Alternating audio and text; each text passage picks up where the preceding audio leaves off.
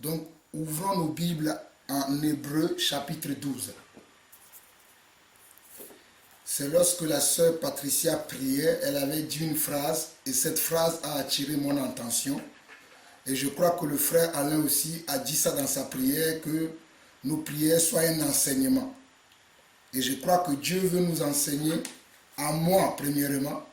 Ce n'est pas parce que c'est moi qui vais apporter l'exhortation que moi je suis exempté. L'enseignement me concerne aussi. Je crois que Dieu veut nous enseigner quelque chose que des fois nous oublions de sa parole. Donc allons dans Hébreux chapitre 12. Hébreux chapitre 12, nous allons, c'est le verset 7 qui m'intéresse. Verset 7 au verset 8. Mais je vais prendre du verset premier pour que nous soyons un peu plus éclairés. On nous dit, nous donc aussi, puisque nous sommes environnés d'une si grande nuée de témoins, rejetons tout fardeau et le péché qui nous enveloppe si facilement et courons avec persévérance dans la carrière qui nous est ouverte. Ayant le regard sur Jésus qui suscite la foi et l'amène à la perfection, en échange de la joie qui lui était réservée, il a souffert la croix, méprisé l'ignominie et s'est assis à la droite du trône de Dieu. Ici, on nous parle de comment nous, en tant qu'enfants de Dieu, nous devons savoir qu'il y a des témoins qui nous environnent. Et je peux vous assurer que même dans cette réunion, il y a des témoins spirituels, mais il y a aussi des témoins charnels. Les témoins spirituels, c'est le Saint-Esprit. Les témoins spirituels, c'est le Seigneur lui-même. Les témoins spirituels, c'est Jésus-Christ. Et les témoins charnels, c'est nous qui sommes conviés à cette réunion. C'est-à-dire nous, les frères qui sommes là. Là, certains voient mon visage. Nous sommes les témoins charnels. Mais il y a aussi les témoins spirituels. Mais la Bible nous dit également dans ce même passage que le péché nous enveloppe si facilement. Et qu'est-ce que Dieu veut détruire dans notre vie? C'est le péché. C'est pour cela que Dieu va nous exhorter, Dieu va nous enseigner, Dieu va nous corriger et Dieu va vouloir que nous ayons quoi? De la connaissance. Parce qu'il dit, nous connaissons tous ce passage, je ne vais pas le citer parce que nous le connaissons, mon peuple périt, manque de connaissance parce que le peuple refuse la connaissance. Non seulement nous avons le manque de connaissance, mais parce que nous-mêmes nous refusons la connaissance. Je continue. Au verset 3, il dit, considérez en effet celui qui a supporté contre sa personne une telle opposition de la part des pécheurs, afin que vous ne vous lassez point l'âme découragée. Vous n'avez pas encore résisté jusqu'au sang en luttant contre le péché. Il y a une des choses qui nous arrive aujourd'hui en tant qu'enfants de Dieu, c'est le découragement. On se décourage. On se décourage parce que nous-mêmes, nous voulons une certaine perfection que nous n'ayons pas, que nous n'avons pas. En tout cas, moi, ça m'arrive de voir que, c'est Jean-Paul qui a encore eu la colère et ça me dérange. C'est Jean-Paul qui a mal encore parlé à son épouse et ça me fait mal. Ça me décourage des fois.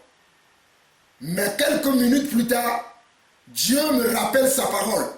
Dans 1 Jean chapitre 1, qui dit, 1 Jean chapitre 1, qui dit que si nous confessons nos péchés, il est juste et fidèle pour nous les pardonner. Et tout de suite après, je me répands, je vais vers le Seigneur. Je dis, Seigneur, pardonne-moi, j'ai été dans la colère. Seigneur, pardonne-moi parce que j'ai mal parlé à mes enfants ou à mon épouse. Ce sont des exemples. Mais moi, ça m'arrive. Je ne sais pas pour vous, mais moi, ça m'arrive. Parce que les gens pensent que lorsque nous sommes dans le Seigneur, qu'il ne peut pas arriver que nous commettons des fautes, que nous commettons des erreurs. Il peut arriver qu'un enfant de Dieu véritable, je dis bien un enfant de Dieu véritable, commet une faute, une erreur, même s'il est même un enseignant, un serviteur de Dieu. La preuve, nous avons vu Pierre couper l'oreille des gens qui sont venus attraper le Seigneur. Alors que Pierre savait qu'on ne doit pas répondre au mal par le mal. Mais il a quand même coupé l'oreille. Après, Jésus lui a dit, laisse faire. Et Jésus a remis l'oreille. Mais pourtant, Pierre avait été enseigné de ces choses. Ce même Pierre avait eu de l'hypocrisie dans Galates 2. Et Paul va le réprimander. Mais pourtant, Pierre était un serviteur de Jésus-Christ. Je vais nous dire ici que ce n'est pas parce que nous sommes des serviteurs et des servants de Jésus-Christ que nous n'aurons pas ce genre de choses. Excusez-moi.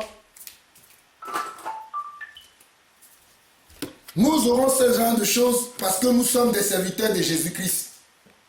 Nous aurons des écarts d'âme des fois. Nous trouverons des fois certaines choses qui vont nous arriver. Mais nous devons comprendre que le Seigneur que nous servons peut encore nous pardonner, peut encore nous aider. Je crois que dans les prières ce soir, j'ai entendu des choses dans ce sens-là. Et Dieu veut nous enseigner quelque chose ce soir. Ouvrons nos cœurs à Dieu. Parce que ne nous laissons pas l'âme découragée, mais ayons confiance à celui qui nous a appelés. Celui qui nous a appelés sait, il connaît nos faiblesses, il connaît nos manquements, il sait pourquoi il nous a appelés et il sait comment lui-même il va faire que nous puissions combler tous ces manquements, ces vides qu'il y a encore en nous. Ces vides qu'il y a encore en nous, ça peut être de la chair, ça peut être de l'orgueil, ça peut être le mensonge pour ne citer que cela. Mais le Seigneur qui nous a appelés savait que nous avons ces choses-là avant de nous appeler. Et il a prévu dans son programme un programme spécial pour chacun d'entre nous. Je répète encore ce que je viens de dire. Le Seigneur a préparé un programme spécial pour chacun d'entre nous. Mon programme n'est pas pareil comme le programme de la sœur Patricia. Le programme de la sœur Patricia n'est pas pareil comme le programme du frère Alain. Et le programme du frère Alain n'est pas pareil comme le programme du frère Georges. Mais toujours est-il que c'est le Seigneur qui est à l'origine de ce programme-là. Parce que la Bible dit que c'est lui qui produit le vouloir et le faire. J'avance. Au verset 4, il nous dit, vous n'avez pas encore résisté jusqu'au sang en luttant contre le péché. Donc nous comprenons que nous, en tant qu'enfants de Dieu, nous sommes au fait dans une lutte. Personne ne peut dire aujourd'hui que je suis arrivé. Croyez-moi, je ne suis pas encore arrivé. C'est pour ça que j'ai besoin de vos prières. Aidez-moi à arriver. Même si vous voyez des écarts de comportement dans ma vie, des écarts de comportement dans ma manière de marcher, vous devez prier pour moi. Comme si moi aussi je vois des écarts de comportement dans votre vie, je vais prier pour vous. Je ne vais pas commencer à dire, regardez comment la sœur Patricia est prise, mais regardez, non, je vais prier pour elle d'abord. Après, si je peux exhorter la personne, je vais venir exhorter. Mais je ne vais pas condamner la personne. Car Dieu ne nous condamne pas, mais il veut que nous changions. Il veut que nous ayons la foi pour marcher comme lui. Mais ce que j'ai remarqué que chez nous, les enfants de Dieu, c'est que nous voulons condamner les gens. Lorsque nous voyons un frère dans une incapacité, dans un péché quelconque, la première des choses que nous prenons, c'est le bâton de la condamnation. Il faut que nous changeons nos façons de faire. J'avance. Au verset 5, il dit, « Et vous avez oublié l'exhortation qui vous a été adressée comme à des fils. Mon fils, ne méprise pas le châtiment du Seigneur. » Voilà la phrase qui m'a interpellé lorsque la sœur Patricia priait et qui dit que Dieu est un Père d'amour et c'est pour notre bien qu'il nous châtie. Voilà le passage que Dieu a mis dans mon cœur lorsque la prière de la sœur montait au ciel. Dieu dit ici dans Hébreux 12, verset 5, à partir de la deuxième phrase, il dit, « Mon fils, toi qui as une sœur, change le fils par ma fille. » Il dit, « Mon fils ou ma fille, ne méprise pas le châtiment du Seigneur et ne perds pas courage puisqu'il te reprend. Car le Seigneur châtie celui qu'il aime. » Car le Seigneur châtie celui qu'il aime. Moi, j'aime le châtiment de Dieu. Des fois, Dieu m'a tellement châtié. Oh, mes frères, si vous pouvez savoir comment Dieu me châtie. Des fois, Dieu me châtie, je n'ai même plus envie de manger. Je dis, waouh, comment moi, enfant de Dieu, j'ai pu faire ça? Et je vois par quelle épreuve, par quelle situation je passe et Dieu me témoigne que c'est mon châtiment que tu subis. Parce que je t'aime. Et en ce moment, je dis, oh Seigneur, merci parce que tu me châties. Merci parce que tu me montres mon péché. Souvenez-vous de David. Lorsque David a commis comment? L'adultère. Il a commis 2 péchés. Au fait, il a commis même plusieurs péchés. D'abord, ça a commencé par la convoitise. La convoitise l'a amené à l'adultère. Et l'adultère l'a amené comment? Au meurtre. Regardez comment le péché nous enveloppe si facilement.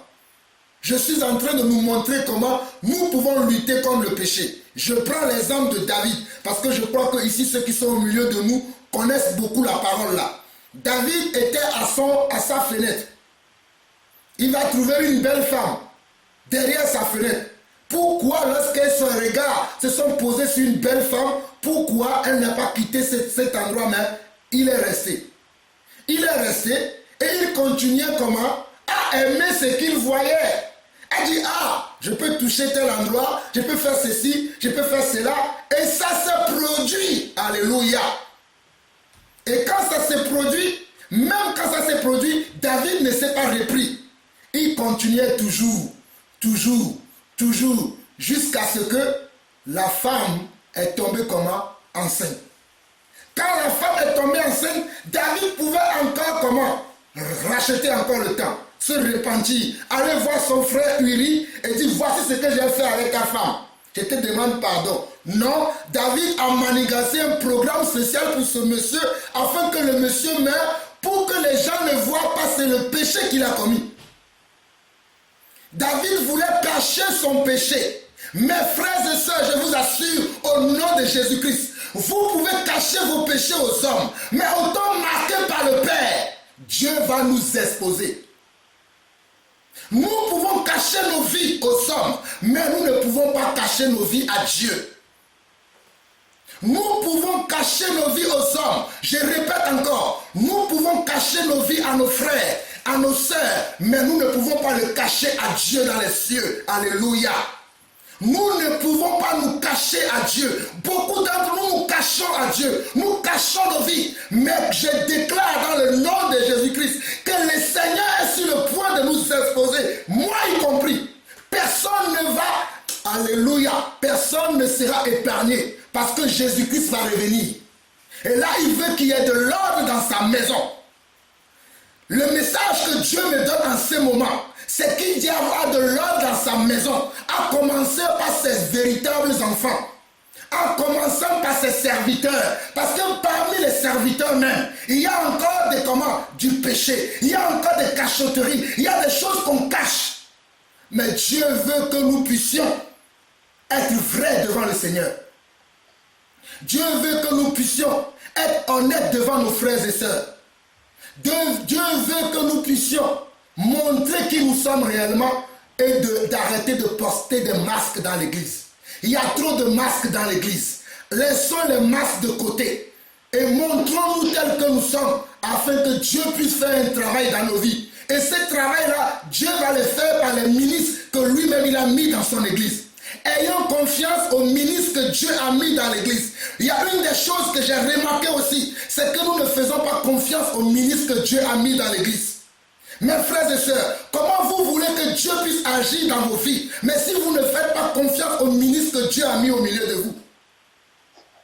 Vous ne pouvez pas savoir la confiance que je mets sur mes frères et sœurs. Lorsque nous étions à Nice, Dieu m'avait révélé quelque chose.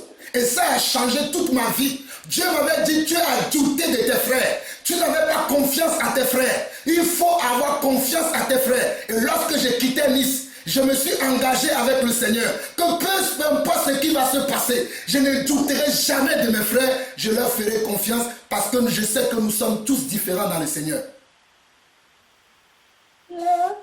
Mais aujourd'hui, en tant qu'enfants de Dieu, comment nous qui sommes enfants de Dieu, nous doutons des serviteurs que Dieu a mis à côté de nous. Dieu nous a mis à côté de nous des serviteurs. En plus, des serviteurs qui sont vrais, pas des faux serviteurs. Il y a des faux serviteurs aujourd'hui. Mais Dieu a mis aux côtés de nous des serviteurs qui sont vrais. Certes, nous ne sommes pas parfaits, Mais toujours est-il que nous avons un appel de Dieu. Certes, nous ne sommes pas plus intelligents que d'autres, mais toujours est-il que Dieu a jugé bon que c'est ces serviteurs-là ou c'est ces servantes-là que Dieu a choisi pour que nous puissions marcher avec eux. Mes frères, gardons un doigt ici, car Dieu me dit de lire un passage dans Matthieu chapitre 10. Je n'avais pas prévu cela, je suis l'Esprit. Matthieu chapitre 10. Il y a un verset que Dieu me met à cœur dans Matthieu chapitre 10.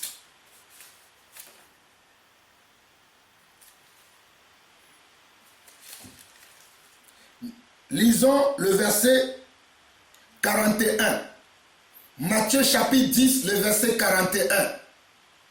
Je viens de dire tout à l'heure que mon peuple périt faute de connaissance parce qu'il refuse la connaissance. Il est écrit dans Matthieu chapitre 10, verset 41. Celui qui reçoit un prophète en qualité de prophète recevra une récompense de prophète. Et celui qui reçoit un juste en qualité de juste recevra une récompense de juste. Lorsque je reçois un serviteur de Dieu, si je le reçois comme mon voisin, je recevrai une récompense comme un voisin.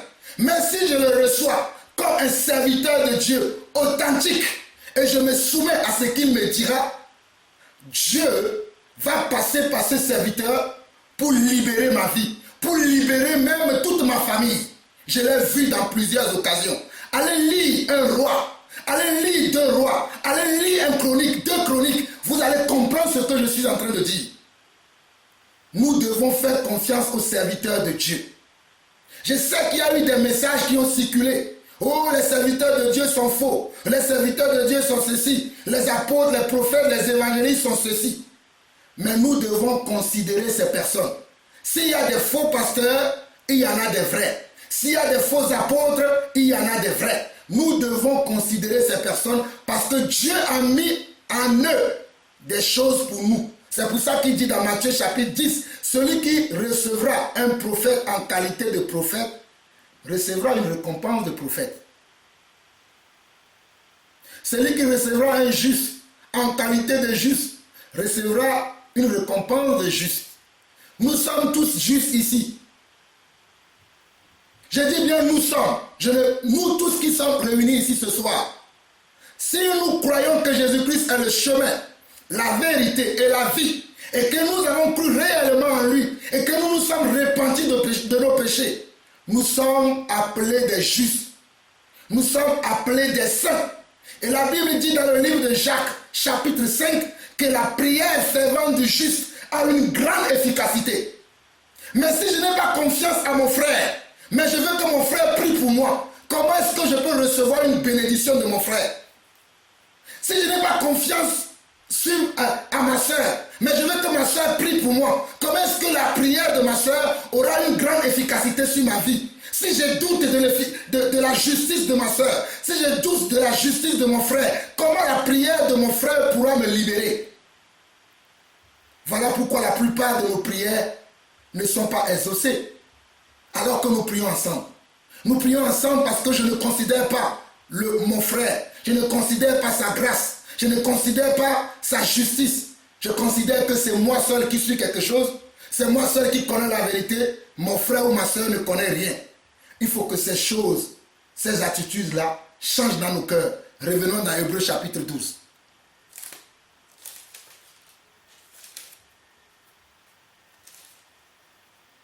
Je ne sais pas pourquoi Dieu a fait cet aparté. Moi, je suis comment l'Esprit me conduit. Donc, dans Hébreux chapitre 12, au verset 6, il dit « Car le Seigneur châtie celui qu'il aime, et il frappe de la verge tout ce qu'il reconnaît pour ses fils. Supporter le châtiment, c'est comme des fils que Dieu vous traite. Car quel est le fils qu'un père ne châtie pas? Car quel est le fils qu'un père ne châtie pas?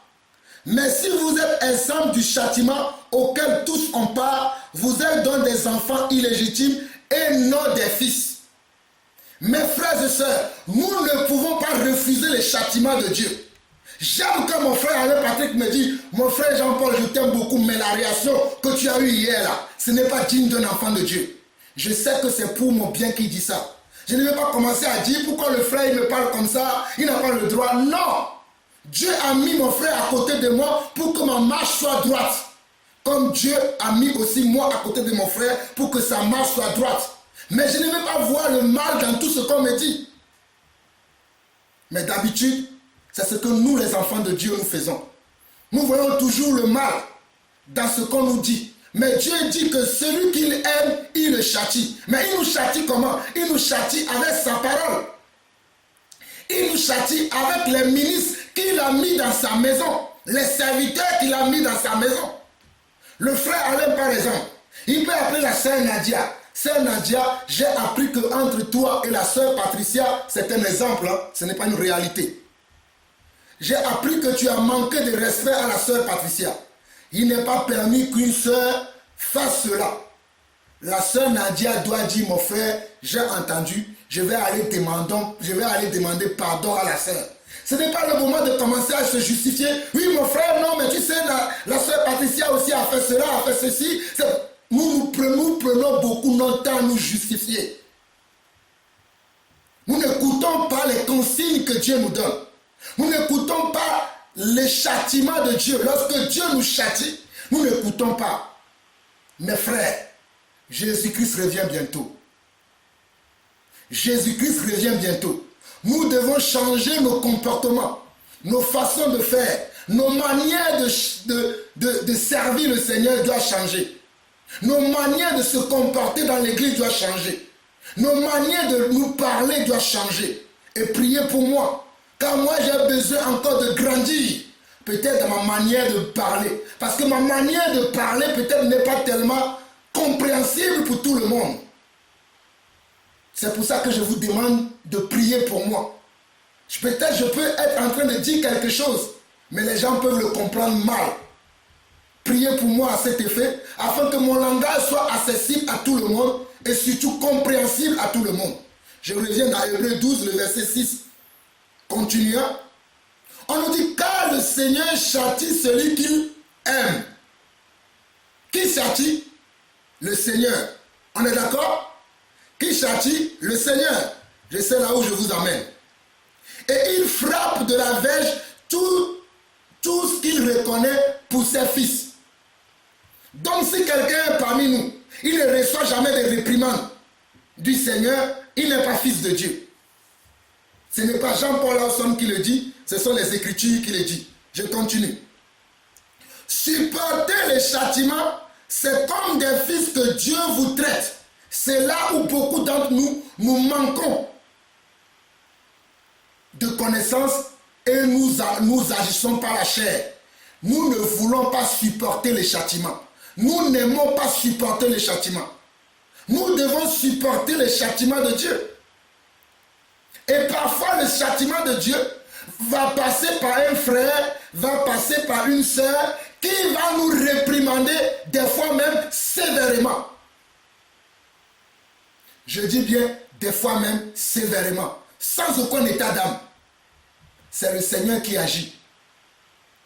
Souvenez-vous comment Jésus-Christ châtiait les pharisiens. Allez lire Matthieu 23. Comment Jésus parlait. Il châtiait les pharisiens. Même les apôtres. Lorsque Jésus-Christ a envoyé les apôtres pour aller guérir les malades, chasser les démons, et qu'ils sont revenus, et disant que non, il y a un démon qui les a résistés, allez voir comment Jésus-Christ les a parlé. Race de vipères. Comment est-ce que je pourrais vous supporter? C'est comme ça que Jésus a parlé aux disciples.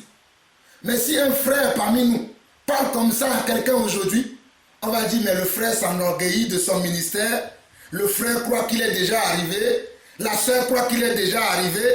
Mais mes frères, aimons le châtiment de Dieu. Aimons le châtiment de Dieu. Je vous dis la vérité. Je nous dis la vérité. Aimons le châtiment de Dieu.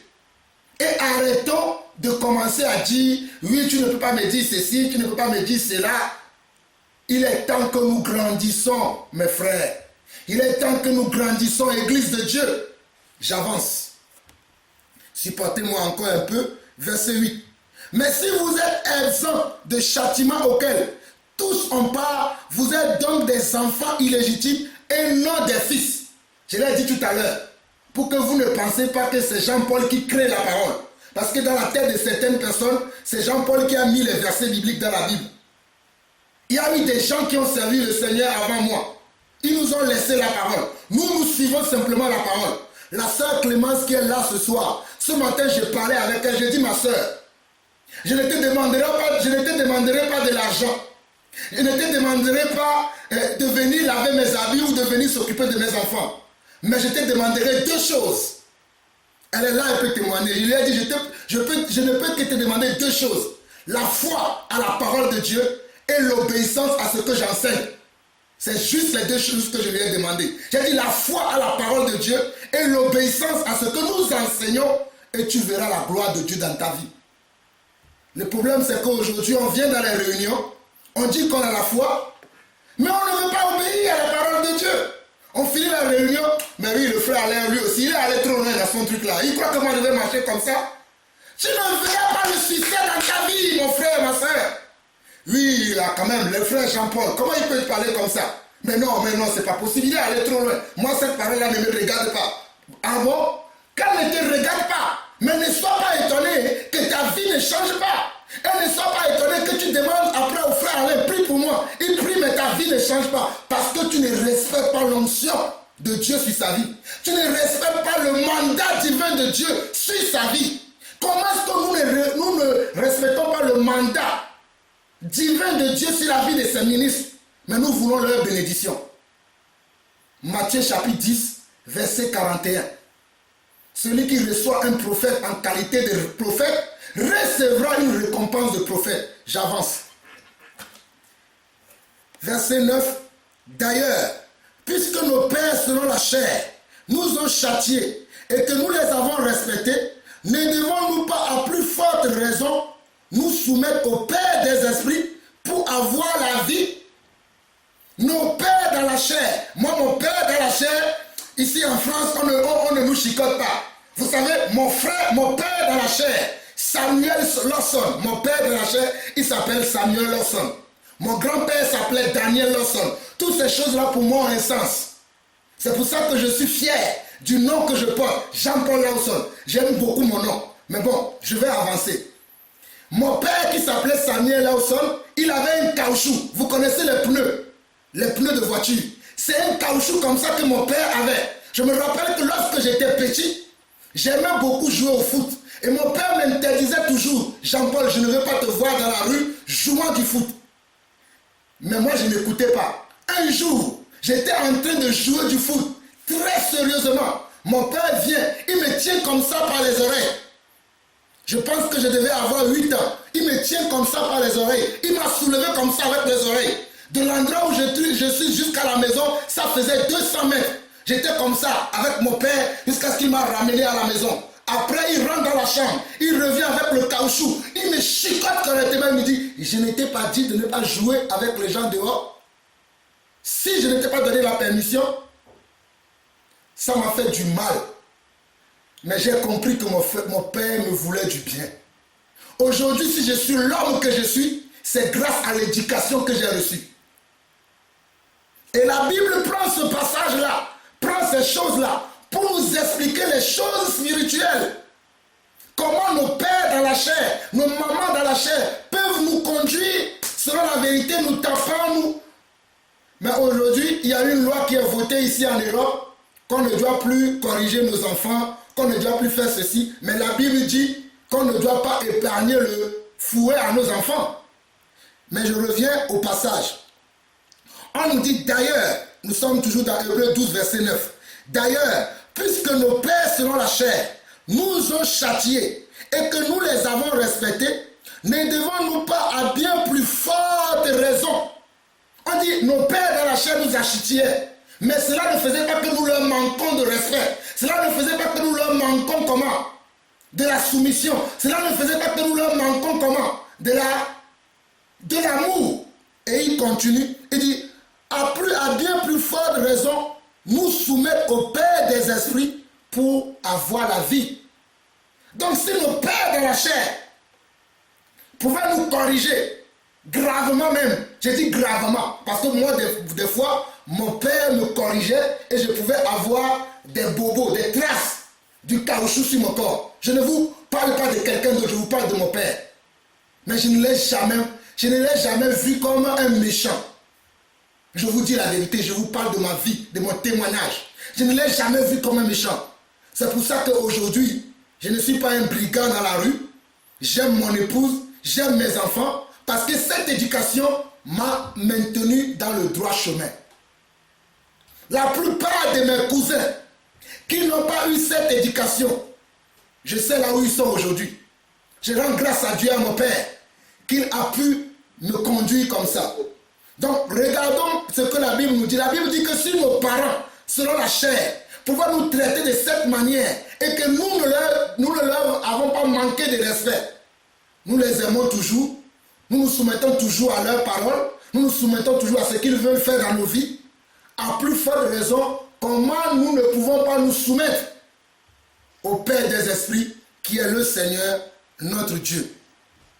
Verset 10, il dit, nos pères nous châtiaient pour peu de jours, comme ils le trouvaient bon, mais Dieu nous châtie pour notre bien, afin que nous participions à sa sainteté.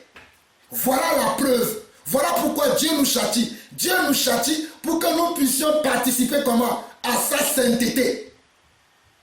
Dieu ne nous châtie pas pour que nous soyons toujours charnels, mais Dieu nous châtie pour que nous puissions être saints. Voilà pourquoi Dieu nous châtie. Voilà pourquoi Dieu nous corrige. Et Dieu ne va pas descendre du ciel pour te corriger, mon frère. Détrompe-toi.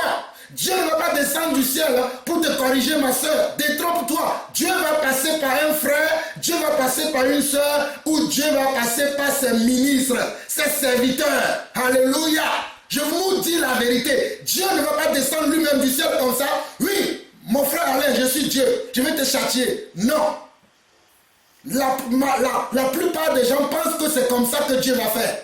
Non, il va passer par un de ses enfants sur terre, une de ses filles sur terre, ou un de ses ministres sur terre pour te corriger. Mais toi, tu dois aimer le châtiment de Dieu.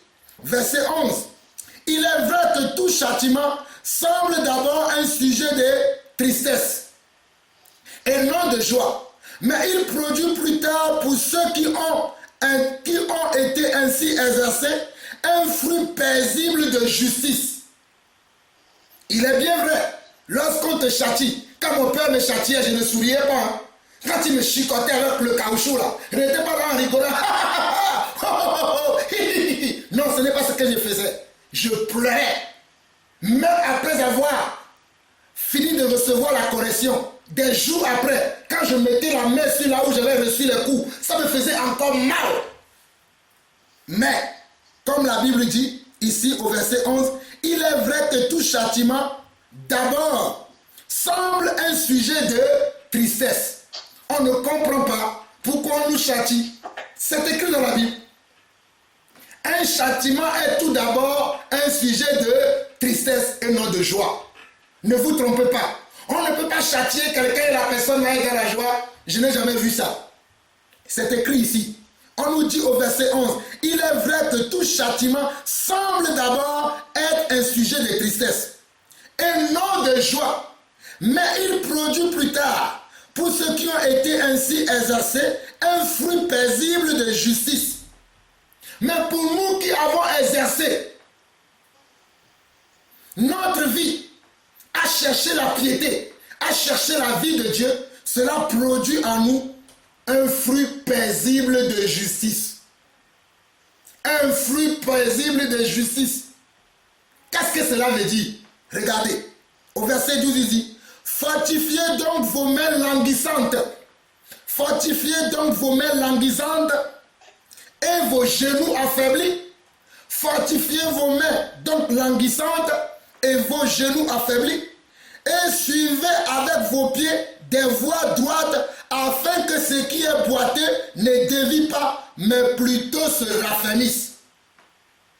Je relis le verset 12 au le verset 11 plutôt au verset 12. Non, je vais même lire le verset 12 au verset 13. Il dit, fortifiez donc vos mains languissantes. Nos mains sont comment? Languissantes. Et il dit, vos genoux affaiblis. Nos genoux sont affaiblis à cause de quoi? À cause de notre consécration, à cause de notre temps de prière. Des fois, on est fatigué. Mais Dieu veut que nous soyons fortifiés. Dieu veut que nous persévérions. Dieu veut que nous continuions. Dieu ne veut pas que nous laissons tomber. Il ne faut pas laisser tomber. Il faut persévérer. Je comprends pourquoi dans 1 Corinthiens chapitre 13, Paul va écrire à la fin que la chose que nous devons garder, c'est l'amour, la foi et la persévérance. Regarde, on nous dit au verset 12, fortifiez donc vos mains languissantes et vos genoux affaiblis, et suivez avec vos pieds des voies droites, afin que ce qui est boiteux ne dévie pas, mais plutôt se raffermisse. Mes frères et sœurs, j'aimerais dire à tout un chacun d'entre nous ici, que si quelqu'un croit que lui n'a rien de boiteux dans sa vie, il se ment à lui-même. Moi, j'ai beaucoup de choses de boiteux dans ma vie. Des fois, je vous donne mes témoignages. Je parle des choses que je vis. C'est ça les choses qui sont boiteuses dans ma vie. Si je veux encore citer les choses boiteuses ici, mon exhortation sera longue. Mais j'aimerais nous dire simplement que chacun d'entre nous a des choses qui sont boiteuses dans leur vie. Je vais citer simplement un exemple de ma propre vie. Lorsque j'étais dans le monde, j'aimais beaucoup de femmes. Heureusement, aujourd'hui, je ne suis plus dans le monde. Dieu m'a délivré du monde. Dieu m'a donné une épouse. Je rends grâce à Dieu. Ça fait bientôt 12 ans que nous sommes mariés et je ne connais aucune autre femme. Je rends grâce à Dieu pour cela. Mais avant, lorsque j'étais dans le monde, tous les week-ends, je changeais de femme. Moi que vous voyez là. J'ai dit tous les week-ends et je pouvais même sortir avec un ou faire nos affaires le matin, le midi avec une autre et le soir avec une autre. Mais la même personne qui vous parle, je vous dis, ça fait bientôt 12 ans. Je suis avec mon épouse, je n'en connais pas d'autres. Pour les hommes dans le monde, ils vont dire que je suis faible. Mais pour Dieu, je suis sage. Amen. Pour les hommes dans le monde, ils vont dire, mais il est faible maintenant. Comme pour ma famille, des fois, ils me disent, mais Jean-Paul, mais Jean-Paul, Jean-Paul même, toi-même Jean-Paul. Mais comment tu es devenu comme ça? On ne te comprend plus, on ne te sent plus. Mais c'est normal, il ne peut plus me comprendre parce que je ne suis plus dans le monde, dans le même monde que eux maintenant. Je suis maintenant dans le royaume de Dieu et ma vie doit changer. Priez pour moi pour que je puisse vous dire un jour que ça fait 40 ans que je n'ai pas connu d'autres femmes. Priez pour moi aussi dans ce sens-là. Je continue. Donc, cela est quelque chose qui était boiteux dans ma vie. L'exemple que je viens de vous donner là, je peux citer beaucoup d'autres choses, mais je prends juste cet exemple-là pour vous dire que c'est ça ce qui est boiteux dans ma vie. Mais comment je fais aujourd'hui? Regardez le verset 12. Et suivez avec vos pieds des voies droites, afin que ce qui est boiteux ne dévie pas, mais plutôt se raffermisse. Suivez avec vos pieds des voies droites. Car comment est-ce que je mets en pratique ces versets? Connaissant ce qui est boiteux dans ma vie, qui était l'amour des femmes, lorsqu'une femme m'invite aujourd'hui, que ce soit un collègue de travail, un ami dans le monde, quand je vais aller chez elle, je vais commencer d'abord par prier. Déjà, si je peux aller, je dois aller seul, non pas tout seul. C'est comme ça que moi-même, je surveille moi-même. Je vais chercher quelqu'un qui va m'accompagner pour qu'on puisse aller ensemble. Parce que je ne sais pas. La chair est faible. La Bible dit que l'esprit est bien disposé, mais la chair est faible. Donc je vais prendre quelqu'un. Je vais dire, mon frère, est-ce que tu veux m'accompagner ici? Voilà comment la pratique que moi je fais, nous n'avons pas les mêmes défauts, les mêmes choses qui sont boitées dans nos vies. Moi je prends mon exemple. Donc, si j'arrive et que je vois que ce que je vois là, ça peut m'amener à pécher contre mon Dieu, je vais créer une situation pour partir de là vite fait. C'est comme ça que moi je vis, comment ramener ce qui est boiteux dans la vérité de Dieu. Je relis encore ce verset 12. Et suivez avec vos pieds des voies droites, afin que ce qui est boiteux ne dévie pas, mais plutôt se raffermisse. C'est comme ça que depuis bientôt 12 ans, je n'ai pas pu tromper ma femme. Est-ce que c'est les occasions que je n'ai pas eues?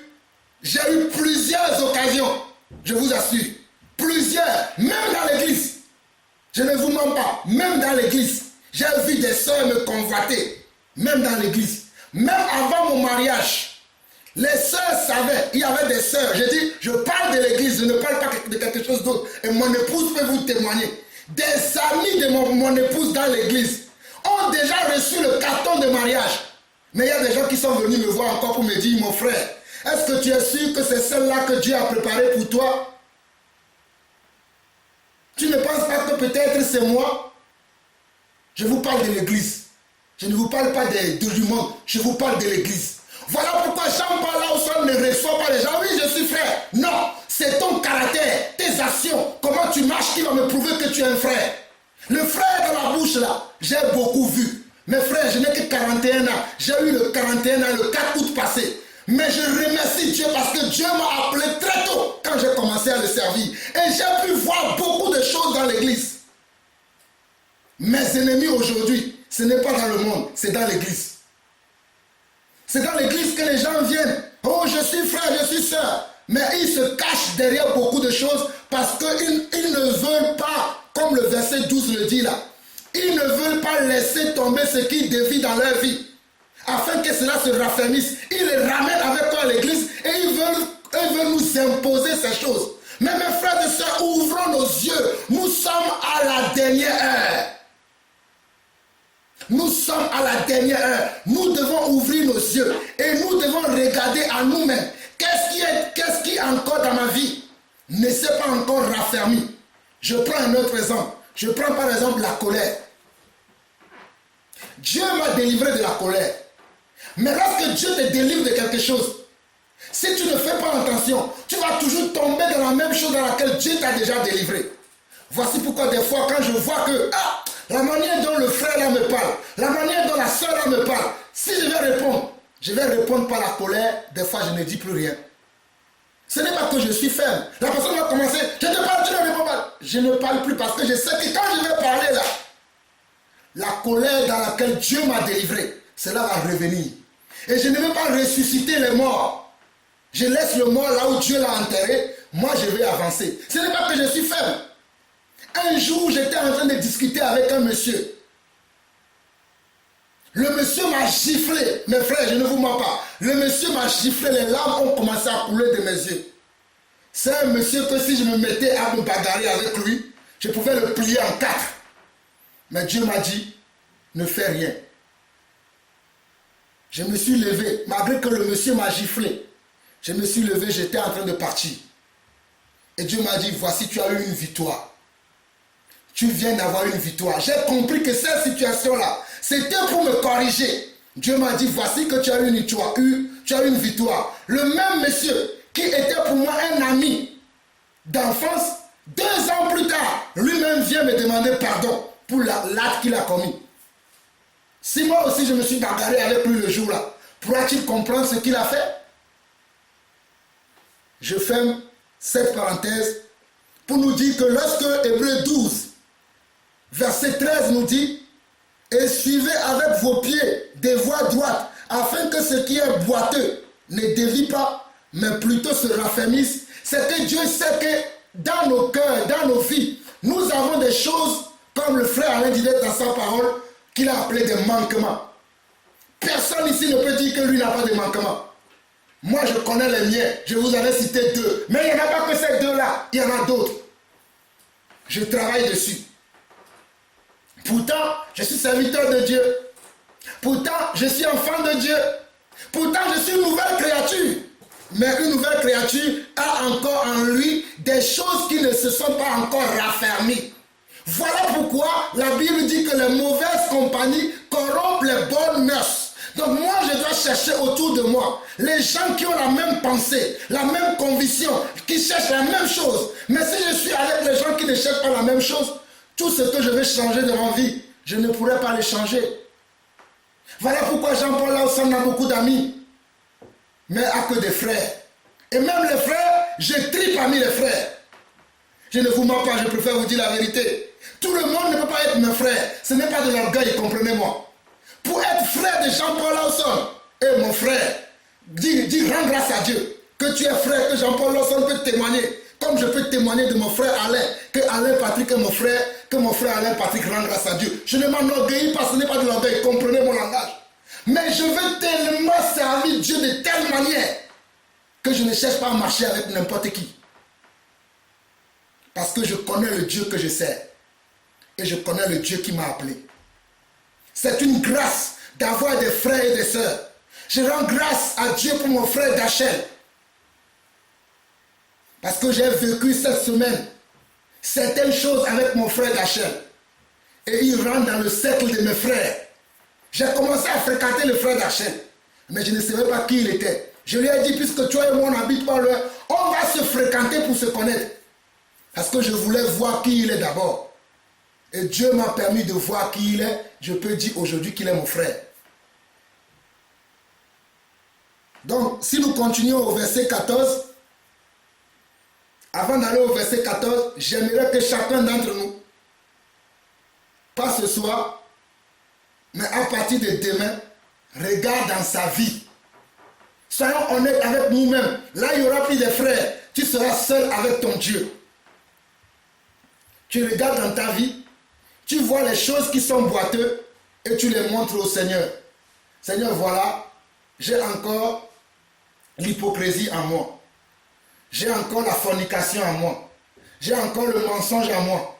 J'ai encore l'orgueil en moi. Seigneur, je veux que ces choses se raffermissent. Aide-moi. Il le fera certainement. Au verset 14, il dit recherchez la paix avec tous et la sanctification sans laquelle personne ne verra le Seigneur. Il dit recherchez comment? La paix et la sanctification sans laquelle personne ne verra le Seigneur. Comment est-ce qu'on recherche la paix? On recherche la paix en marchant dans les voies droites. Si vous regardez bien au verset 13, il dit suivez avec vos pieds. Donc si quelqu'un veut venir t'amener avec tes pieds, là où tu ne voudrais pas aller, dis à la personne, moi mes pieds ne vont pas aller là-bas. Toi prends tes pieds, vas-y, mais moi mes pieds n'iront pas là-bas. Et je peux vous dire qu'il y a des pieds spirituels, mais il y a aussi des pieds charnels. Que le Seigneur vous fasse comprendre sa parole. Il y a des pieds spirituels, mais il y a des pieds charnels. Tu peux dire, oui, je suis physiquement ici, mais spirituellement, tu es ailleurs. Tu peux dire, spirituellement, tu es avec le frère Alain, que le frère Alain est ton berger, alors que non, tu es ailleurs. Tu peux dire, spirituellement, je suis dans la veillée ici, alors que véritablement, tu n'es pas là. Que celui qui a des oreilles pour entendre, entend ce que l'Esprit dit à son Église. Au verset 15, il dit, veillez à ce que personne ne se prive de la grâce de Dieu, à ce qu'aucune racine d'amertume poussant des rejetons ne produise du trouble et que plusieurs n'en soient infectés. Je vais m'arrêter au verset 15, mais regardez bien ce qu'il dit. Il dit, veillez à ce que personne ne se prive de la grâce de Dieu. Veillez à ce que personne ne se prive. Donc nous devons veiller les uns sur les autres. Moi-même je dois veiller, mais vous aussi vous devez veiller sur moi, afin que je ne me prive pas de la grâce de Dieu. C'est quoi la grâce de Dieu? La grâce de Dieu, c'est que je dois croire à la parole de Dieu et je dois marcher selon la parole de Dieu. Et que si je tombe, je dois demander pardon à Dieu selon 1 Jean. Ou 1 Jean chapitre 2, qui dit au verset 1er que nous avons un avocat, Jésus-Christ juste, qui est la victime expiatoire pour nos péchés, et continuer la marche. Donc c'est ça, veiller. Veiller, ce n'est pas faire des veillées de prière. Je le dis souvent. Veiller, ce n'est pas faire des veillées de prière. Mais c'est de connaître qui nous sommes. C'est de connaître nos manquements. C'est de connaître les issues qui sont dans nos vies. C'est de connaître nos peurs. C'est de connaître nos craintes. C'est de connaître nos imperfections. Et de travailler maintenant afin que ces imperfections deviennent des perfections. Que ces imperfections deviennent des perfections. Voilà ce à quoi Jean-Paul Lawson travaille et c'est ce que je vais travailler dans la vie de ceux qui m'écoutent. C'est pour ça que ce matin, lorsque j'ai eu le privilège de parler avec ma soeur Clémence qui est là ce soir avec nous, que je connais depuis 2013, que je n'ai pas vu de 2013 à 2019, j'ai dit ma soeur, je te demanderai que deux choses. Que tu aies foi en Dieu et que tu aies foi au message que nous prêchons. Parce que c'est les messages qui vont transformer par la foi que tu as en Dieu. Je ne te demanderai pas de l'argent, mais je te demanderai que ça. Et c'est la même chose que je vais nous demander à nous tous ici ce soir aujourd'hui. Que nous ayons foi en Dieu et que nous ayons foi en sa parole. Car la parole dit au verset 15, « Veillez à ce que personne ne se prive de la grâce de Dieu. » Soulignez ce mot dans votre Bible. Soulignez toute cette phrase. Il dit, « Veillez à ce que personne ne se prive de la grâce de Dieu. » Ce n'est pas fini. La phrase continue. « À ce qu'aucune racine d'amertume. » Souvent, nous avons des racines d'amertume dans le cœur. Soit contre notre conjoint, soit contre nos enfants, soit contre nos serviteurs, c'est-à-dire les ministres de Dieu, les pasteurs, les évangélistes, les apôtres et autres, ou soit contre notre propre vie. Nous avons de l'amertume. Nous commençons à dire, comment moi, sœur, un tel, j'ai pu agir comme ça. Et nous commençons à avoir une certaine amertume. Ce n'est pas de l'amertume que nous devons avoir. C'est plutôt de la repentance que nous devons avoir. C'est plutôt de la repentance que nous devons avoir. L'amertume nous rend aigres. L'amertume nous rend tristes. L'amertume ne nous donne pas la vie. Mais la repentance nous donne la vie. La repentance nous donne la joie. La repentance nous remet dans les mains du Seigneur. C'est pour ça qu'il continue en disant que à ce qu'aucune racine d'amertume poussant des rejetons ne produise du trouble. Parce que l'amertume produit du trouble. Quelqu'un qui a de l'amertume, dans le mot amertume, il y a quoi? Il y a amer. Quelqu'un qui a de l'amertume va parler avec comment? Les paroles qui vont sortir de sa bouche seront des paroles amères. Quelqu'un qui a de l'amertume, dans sa bouche, les propos qui sortiront seront des propos amers. Rien de bon ne sortira de lui, parce qu'il est rempli d'amertume. Et qu'est-ce que cela va faire? Cela va produire du trouble pour ceux qui l'entendent. Et eux aussi seront infectés. Ce n'est pas Jean-Paul Lawson qui a mis ça dans la Bible. Je dis que des gens pensent aujourd'hui que c'est moi qui mets les paroles dans la Bible. Je ne parle pas de vous, mais je connais d'autres personnes qui des fois écoutent mes enseignements, me rappellent derrière, frère, tu as dit ça, où tu as trouvé ça. C'est pour ça que je parle comme ça. Je ne parle pas de vous ici. Mais l'église est grande aujourd'hui.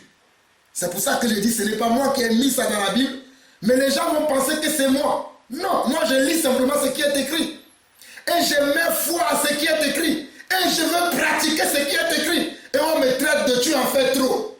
Mes frères, je vous le dis, moi j'en ferai toujours trop. Parce que le royaume des cieux, ce sont les violents qui s'en emparent. Je vais faire violent à ma chair. Je vais faire violent à ma vie. Violence à ma vie. Parce que je veux gagner le royaume des cieux. Je ne suis pas n'importe qui. Je suis un fils du royaume de Dieu. Vous êtes une fille ou un fils du royaume de Dieu. Et je vous en conjure, vous devez faire autant si vous voulez sauver votre vie. Car la génération dans laquelle nous vivons, c'est une génération corrompue. C'est une génération perverse. Mais il n'y a que les violents qui peuvent s'en sortir. Il n'y a que ceux qui connaissent leur Dieu qui peuvent faire des exploits. C'est pour ça que ce verset 15 m'interpelle et me parle beaucoup en disant « Veillez à ce que personne ne se prive de la grâce de Dieu, à ce qu'aucune racine d'amertume poussant des rejetons ne produise du trouble et que plusieurs n'en soient infectés. » Lorsqu'une seule personne a de l'amertume et qu'il commence à parler et que personne ne l'arrête, C'est toute une famille qui peut être infectée. C'est toute une église qui peut être infectée. Voilà pourquoi je me réjouis de comment nous nous comportons dans l'église de Jésus-Christ. Je dis bien, lorsqu'une personne est dans l'amertume, parle avec comment? Avec l'amertume, et que personne ne l'arrête, c'est toute une famille, toute une maison, toute une église ou toute une nation qui peut être infectée. C'est la vérité. Ce n'est pas moi qui l'ai mis dans la Bible, mais cela est dans la Bible. Permettez-moi, supportez-moi encore. Pour finir, allons dans 2 Corinthiens, chapitre 13, et je vais m'arrêter dans 2 Corinthiens, chapitre 13. Mais supportez-moi encore peu de temps. Merci pour votre patience. 2 Corinthiens, chapitre 13, dit ceci. Là, je veux parler des ministres de Dieu, que Dieu utilise des fois pour nous corriger, pour nous tailler. Les ministres de Dieu sont des instruments, des canaux que Dieu utilise pour nous façonner à sa manière, à sa façon, afin que nous puissions marcher comme lui il veut, afin que nous puissions avoir la forme qu'il veut nous donner. La manière dont Alain Patrick va vous parler, ce n'est pas de la même manière que je vais vous parler, parce que nous n'avons pas les mêmes grâces. Mais toujours est-il que nous tous, nous voulons vous donner une forme. Nous avançons. 2 Corinthiens chapitre 13. Je vais chez vous pour la 3e fois. Toute affaire sera réglée sur la déclaration de 2 ou de 3 témoins. Lorsque j'étais présent pour la 2e fois, j'ai déjà dit, et aujourd'hui que je suis absent, je dis encore d'avance à ceux qui ont péché précédemment et à tous les autres que si je retourne chez vous, je n'oserai d'aucun ménagement. L'apôtre Paul avait appris que chez les Corinthiens, il y avait des gens qui péchaient. Il y avait des gens qui avaient des cas dans leur marche. Il y avait des gens qui avaient des façons d'agir qui ne correspondaient pas aux enfants de Dieu. C'est ça qu'on appelle péché. Et l'apôtre Paul était au courant de ces choses. Et il voulait mettre de l'ordre chez les Corinthiens. Voilà les propos qu'il écrit. Il continue. Il dit au verset 3, « Puisque vous cherchez une preuve que Christ parle en moi, lui qui n'est pas faible à votre égard, mais qui est puissant parmi vous, car il a été crucifié à cause de sa faiblesse.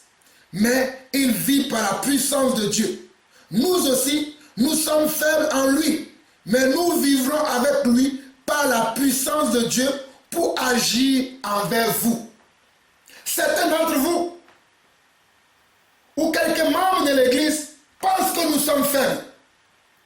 Lorsque nous ne répondons pas aux accusations, lorsque nous ne répondons pas aux menaces, lorsque nous ne répondons pas aux injures, pour eux, ils sont faibles. Qu'ils continuent à croire que nous sommes faibles. Mais celui qui est en nous est plus fort que celui qui est contre nous. C'est ce que moi je peux dire. Celui qui est en moi est plus fort que celui qui veut ma mort. Celui qui est en moi est plus fort que celui qui veut ma chute pour aller taper les mains. Regardez Jean-Paul Lawson, il est tombé. Regardez comment il est tombé. Je ne tomberai pas. Celui qui m'a appelé veille sur moi. J'avance. Au verset 5, il dit, « Examinez-vous vous-même pour savoir si vous êtes dans la foi. Éprouvez-vous vous-même. » Est-ce que nous pouvons nous éprouver nous-mêmes aujourd'hui si nous sommes vraiment dans la foi? Est-ce que nous pouvons nous examiner nous-mêmes? Est-ce que nous pouvons être nous-mêmes nos propres médecins ce soir? Est-ce que nous pouvons être nous-mêmes nos propres laborantins ce soir et faire des analyses? Checker un peu notre sang pour voir si notre sang est pur. Checker un peu nos pensées pour voir si nos pensées sont pures. Checker un peu nos cœurs pour voir si nos cœurs sont droits devant le Seigneur.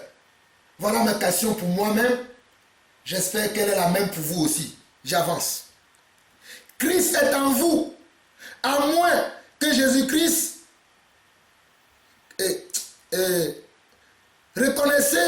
Reconnaissez-vous pas que Jésus-Christ est en vous? À moins peut-être que vous ne soyez désapprouvés. Mais j'espère que vous reconnaissez que nous ne sommes pas désapprouvés. Cependant, nous prions Dieu que vous ne fassiez rien de mal, non pour paraître nous-mêmes approuvés, mais afin que vous pratiquiez ce qui est bien et que nous soyons comme désapprouvés.